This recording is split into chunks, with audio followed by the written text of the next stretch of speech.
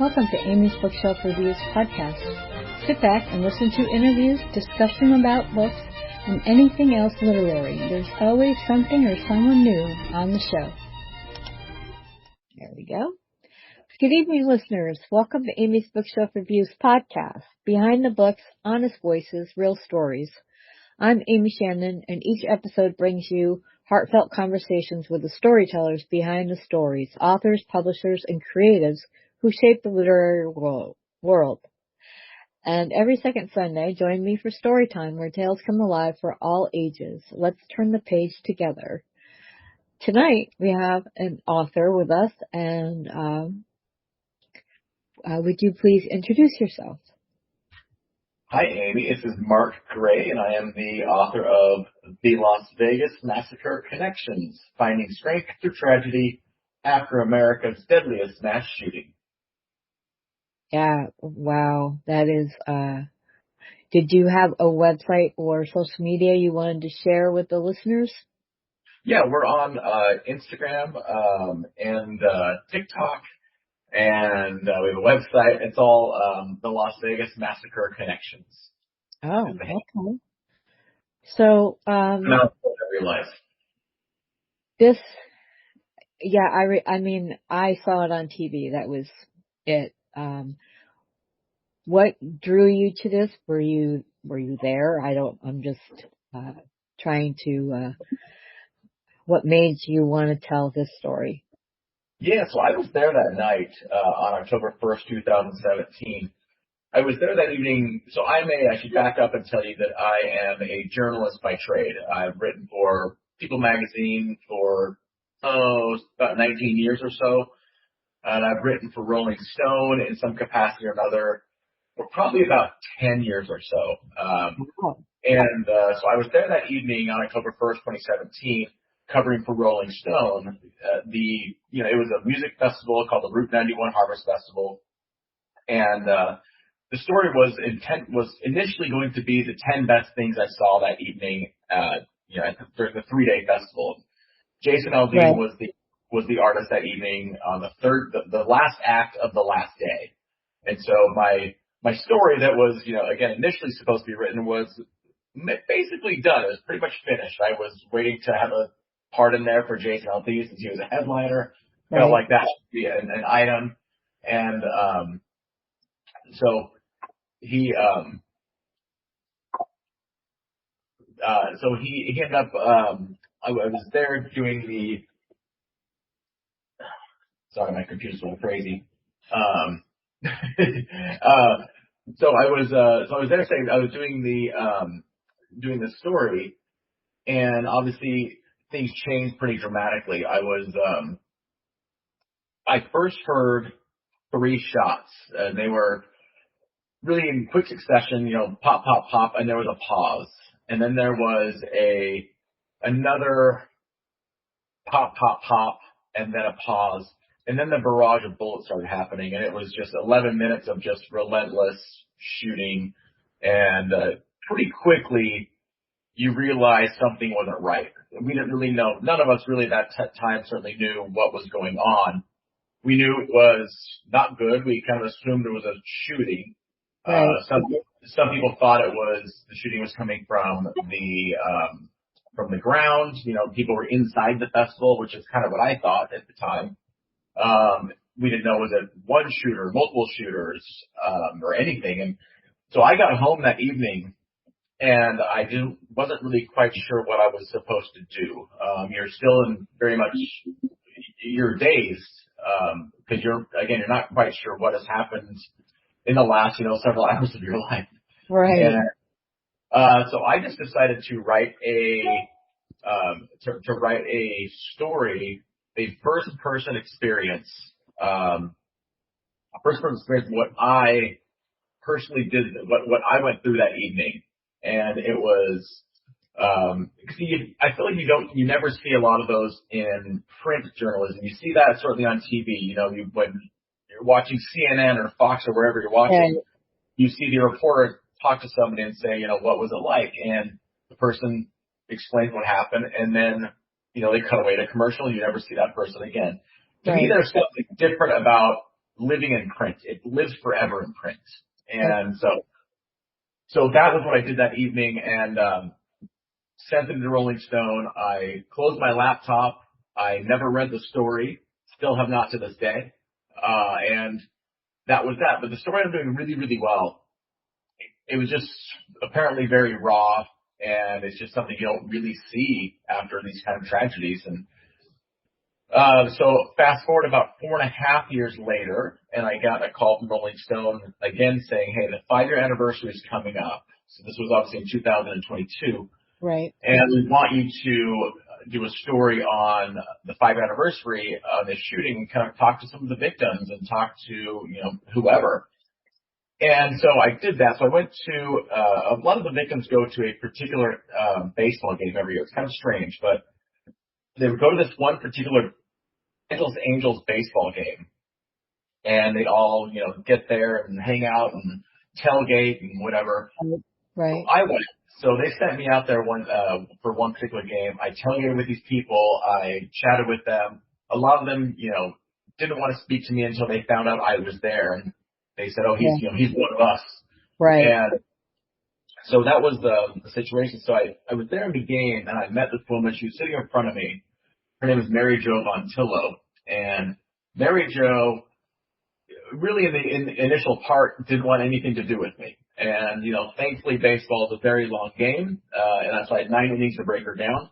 And so she eventually agreed to speak to me briefly about her experience. Now, Mary Jo was there that evening with her family, and her husband, Kurt Vontillo, was shot in the collarbone, and the bullet went to his heart. He was dead instantaneously. Oh my God. And there's no way of really knowing this, but it's quite likely that he was the first person fatally shot. Now, we only say that because when Kurt went down, Jason Aldean was still on stage singing. And so we know that it was very, very early in the shooting. But, so I met Mary Jo, and, Joseph told me that her niece got shot that night, her sister-in-law got shot that night. Now, both those two women lived, but Kurt obviously did not. So I, chatted with Mary Jo at this baseball game and got her story, which was, obviously just, what a horrific situation. And a year later, my phone rang one day, and it was Mary Jo, and she said, I have this idea for a book, and I was interested in chatting with you to see if maybe you're interested in writing it. And that's really kind of how this thing started. And so I flew to her home, which at the time she lived in Southern California. And I live in Las Vegas. And she went out there, I went out there rather, and we chatted all day long, had a very deep conversation about, her life with Kurt that evening, in Las Vegas. And the history in Las Vegas together, the history in dating, just really kind of check all the boxes I tried to. And I left that meeting still not knowing if we have, do we have a book, the start of a book? Do we have is this a news story? Is this just a friendly conversation with a lovely woman? I didn't know what I really had yet. Yeah. And as time went on, we chatted more, and I talked to more of her family and started realizing there might be something here. And so that's kind of what happened. And over the course of about a year, we kind of got this project together where we said, let's do this story about, what can happen after something so horrific happens to you. And you can certainly wallow in sadness, or you can actually kind of find a silver lining in it. And Mary Jo's silver lining was all these people she met because of that day, because of that event, that she never would have met otherwise. Right. And all of these people had gone through a similar type of trauma, whether it's, murder, whether it's sexual assault, whether it's, natural disasters or anything of this nature. Right. And she met these people who went through these horrific traumas and came out the other side and made something good of their life and, move forward with their life. And, right. And that's what helped her get past October 1, 2017 was, kind of like leaning into these people and saying, how did you move forward with your life after something so awful happened to you? And that's what the book is about. It's about kind of, again, finding that silver lining, finding strength and healing and hope after something that, happened to you through no fault of your own.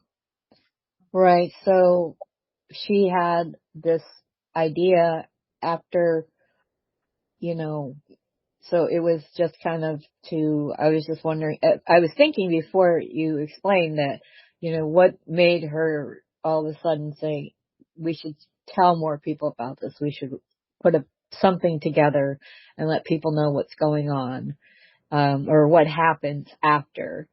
So, it sounds like you kind of answered my question before I asked. but, what we did with this too, I'll do real quick. One thing that I kind of set out to do in this thing was, being that I was there also, this happened on October 1st. On October 2nd, we were talking about how this book actually, it's not a Route 91 book per se. It starts at Route 91 and works its way after that. But, what we really say is on October 2nd, a lot of us needed someone to basically tell us, it's going to be okay. And there was no one there to say that. There was no one there doing that for us. And so we really hope this book kind of becomes a little bit of a roadmap for people in future traumas. Again, whether that trauma is, hopefully nothing that what we went through, but, right. Trauma can really be anything. And we hope this can really help people through, and, they can read these stories of hope and, forgiveness and all these kind of things and say, like this person did it, I can do it too. I mean, that sounds, actually, I think that would be very helpful to a lot of people who don't know what to do with it. 20 years ago, I was a victim of domestic violence where my husband almost murdered me. And it took all the strength I had to survive that moment, but even to just push forward. And I had a lot of obstacles to get him to get justice, but I prevailed and he did. He got justice and then he died, so I got more justice. And my kids were safe. To me, that was the most important thing. But I can understand thinking about, whatever situation. I can't imagine dodging bullets. But for that, I couldn't imagine of what happened to me happening to me.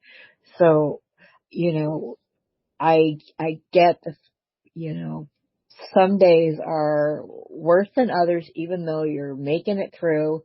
And sometimes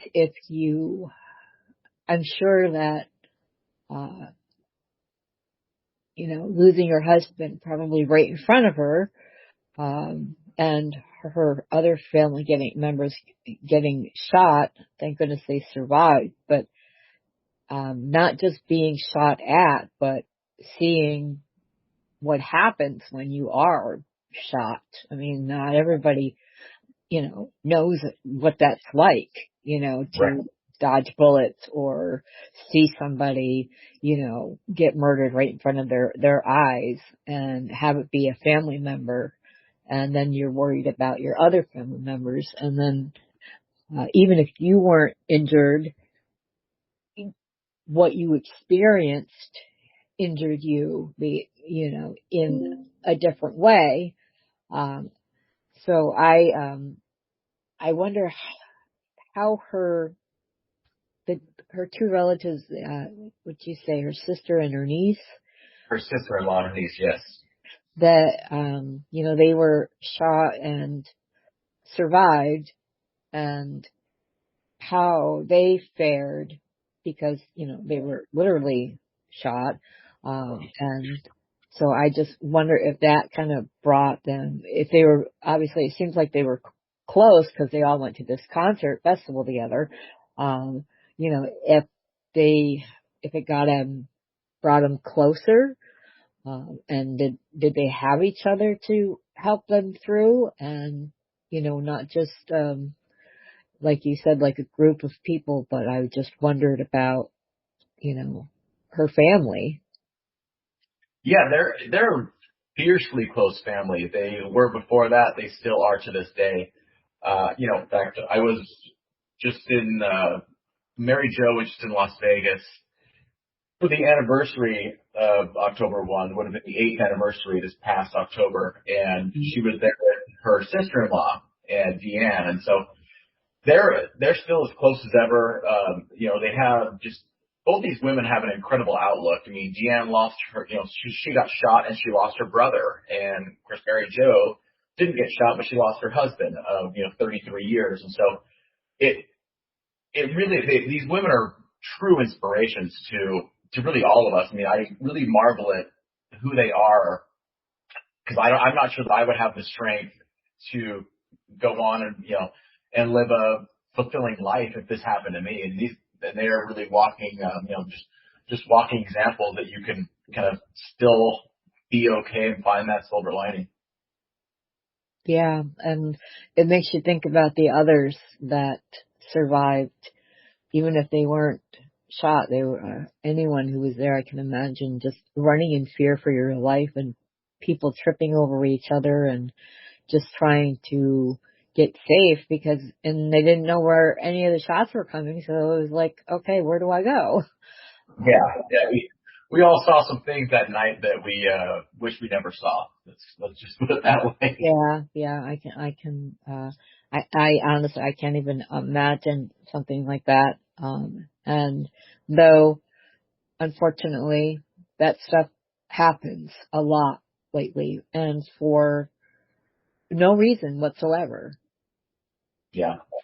These events don't seem to be stopping, unfortunately, and that's where we think this book might come into play a little bit. Is again, it goes back to what I talked about a second ago. Is it's kind of this roadmap of you can go through these things and read about these people who've also been through some really horrific events in their life, and they chose to kind of like flip it on its head and make something out of their life because of these moments, and that's what all these people featured in this book do, is where every chapter is a different person that's come into Mary Jo's life because of that day, because of October 1. And some of these chapters have overlap, some don't, but Mary Jo is the thread who connects all these people together. Wow. And I think it's very commendable that she managed to share her story with you and then continue on and move forward and do everything she's doing and be grateful for what she has and probably what she had with her husband. That was probably something that she will always cherish, even though, the way that's not the way you say goodbye to somebody, but I'm sure she just carries him with her. Yeah. That's it's interesting you say that about the saying goodbye part. There's, and this is not really the point of the book, but the Vegas shooting is so interesting because there are so many things that are unknown, and we can't even agree on how many people were shot, were killed that night, or killed because of it. Now, there's two numbers that float around, and it's 58 and 60, and there's a reason for both, and I can really briefly explain now. There are people who live in the 58 camp, and I'm one of them, that say 58 people died that night. Now, there were 60 deaths, but those two other people died because of injuries. They died, a year and a half, 2 years later from injuries suffered that evening. And I understand why they would want to be a part of that number, that 60 number. I get that. But the whole logic for what a lot of people feel, certainly that were there that night, is numbers 58. And the reason why is because 58 people didn't get a chance 58 people died that night. Right. 60 died because of that night. 58 families did not get a chance to say goodbye, whereas two others did. And that's, honestly, in many ways, you wish you were there, those two other families, because you got to say goodbye, whereas the others, someone like Mary Jo did not get that chance. Right. Yeah, exactly. Like Gunman knew exactly what he was doing. Like, there's no reason for something like that, and it's disturbing, and I hope that no one gets used to that kind of thing. I mean, sometimes, when things go on the news and they're terrible and we're like, oh, this happens all the time. And, unless you're directly involved, you think that, you know, what else is new? But me, I'm just, every time there's something like that, and I'm the kind of person that just cares about other human beings, whether I know them or not. So I mourn with them, and, just find it disheartening that there are people out there that could actually do that. And then I am very grateful for the ones who do survive and are able to live a life. It may not be the exact same thing as it was before the trauma, but also having remembrances and, memorials and things like that. I think those also help people heal. Um, you'll never get over that loss, but you can kind of carry it with you. Yeah. That's one thing that this book is so interesting, I think, is that it really kind of blends true crime with inspiration. I don't think those two things overlap all that often. And that's kind of what this is sort of about, because there's no question there's a true crime element that runs in a lot of these chapters. And there's also, an inspirational element that runs through all of them as well. One thing, and I've been asked this question a little bit, about this book is, what did you find out about the shooting? And I tell them the same thing, is that number one, this book, again, it's not really about the shooting. It's about, this is a story of victims, and, truly a story about victims, because we've seen, there's certainly books out there about the Vegas shooting. To my knowledge, and I could be wrong, I think they're all, self-published, but I'm not quite sure about that. But all of them, what I've seen at least, they focus on the shooter, or they focus on from a first responder standpoint. Right. And we didn't go that route. We went the route of the victims, because I think in a lot of things, like a lot of times, victims are the things that get, the people who get forgotten. Like you get so hung up on these numbers of, 800 people injured and 58 dead. And you kind of forget that that's 58 families and 800 people over here. And we deliberately chose two things that when going into this was that we said we're not going to name the shooter, because this person doesn't get that kind of respect. And number two, we're not going to relitigate this shooting at all. We're not going to go deep into, what we think the motive was. Now, there are so many, police documents and FBI documents and things like that. I've read through all of them. I have combed through every one of them, just to kind of figure out what they think happened. Now, again, this wasn't this wasn't an expose on the shooting. This is, again, just about victims and what these people go through because of one man, twitching trigger finger. And that's kind of what we hope we accomplished with this. Was we're really trying to get away from not the why of it all, but the who of it all. Certainly, we want to definitely get away from that part and focus again just on the people who this actually affected, because this guy's dead now. It hasn't affected him. He took the easy way out. All these other people, myself included, have to live with this every day. Yeah, survivors. Yep. That's how I look at them. When it's kind of like, I think of victims as being ones that don't survive, and then survivors are not just the people who survive, but they can continue to move forward and not stay in that. Because I'm sure there are people that just get stuck in that moment, and it's hard to break out of. So, I'm looking, I have your book. I haven't started it, but it's definitely one I'm going to read and, review, but I'm really glad that I was able to talk to you about these things. And I know, how did, this is probably personal, but I know you wrote things and you put things down on paper. Did you find that helped you, kind of for yourself moving forward?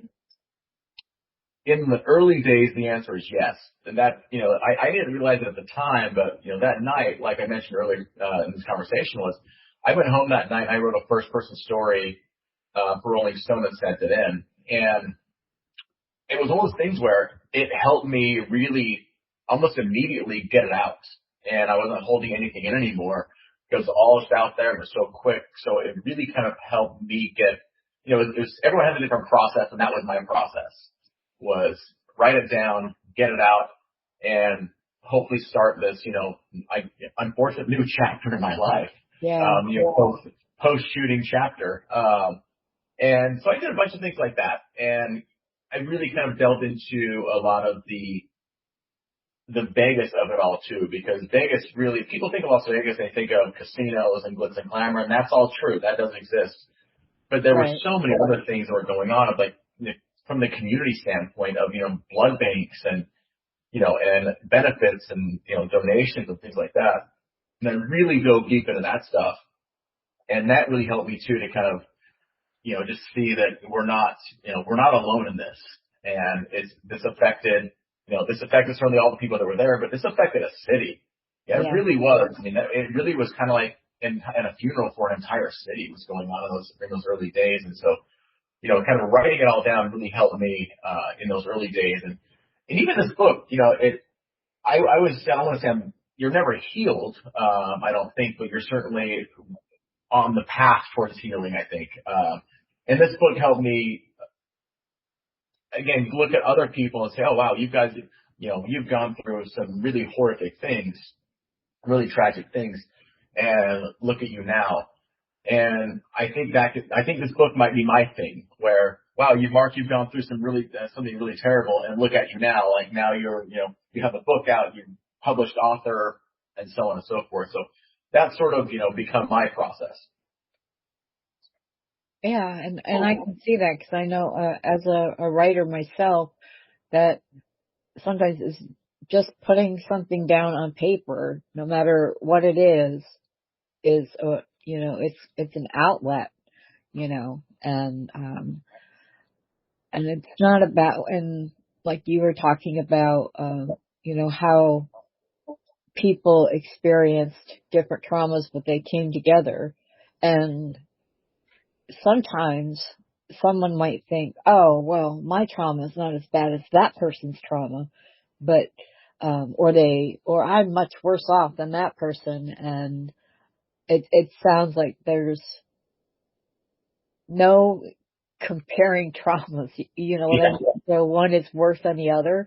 Everybody has their own things in their life, and bad things happen, unfortunately, and they all whatever happens affect people. But, at least, I think something like this would, and when people read it, they'll realize too that it, you don't have to compare traumas. I mean, a trauma is a trauma, no matter what.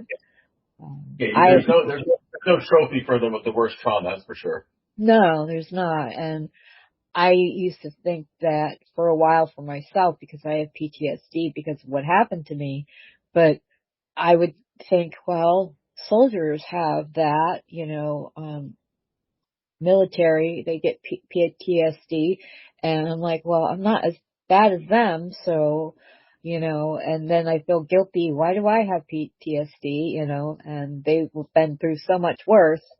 But, it really comes down to, you just can't compare trauma. It's how you move forward and embrace those who share similar stories. Yeah. I think this is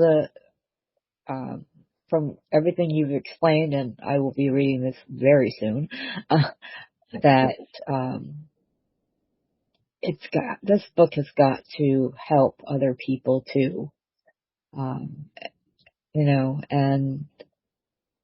I'm sure the people that were involved in it's helped them in some way as well.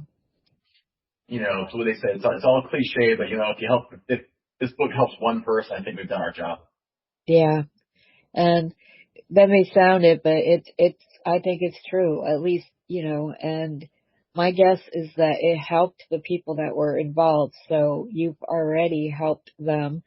You've helped yourself, and you aren't, you didn't shy away from this. You persevered. I mean, you're a survivor as well. You were there. So I commend you for being able to move forward and,